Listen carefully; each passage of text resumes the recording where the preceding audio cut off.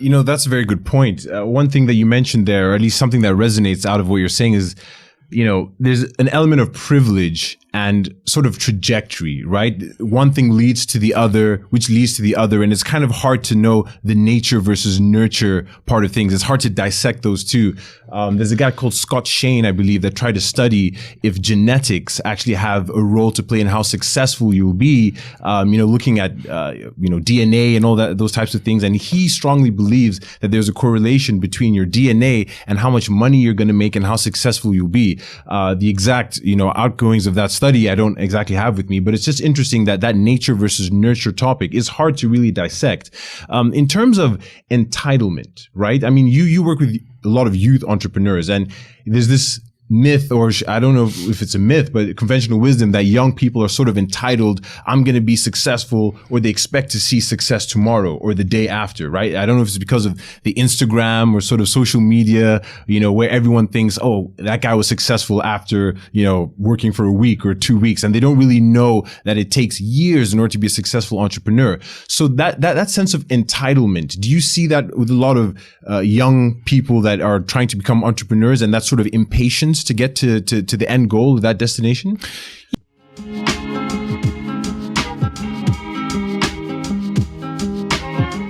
Yeah, and I think that the media has a huge part to play in it. So the media wants to promote what looks like overnight success because it's, it gets clicks, it gets views, it gets people interested, right? Nobody wants to hear the story of somebody who worked for 10, 15, 20 years to be successful, right? Everyone kind of knows that. We want to hear about the guy or girl who did it in a few weeks or a few months, because that's what we want to aspire to. And so there's this kind of shortcut culture that has been prevailing for some time now, and it's come about through TV, through social media, and through kind of newspapers and radio.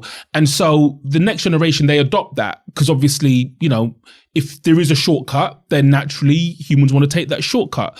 But that shortcut, everyone knows isn't real. It's like, people joke that, who have been dubbed overnight successes. They were like, well, yeah, it was a 10-year overnight success, right?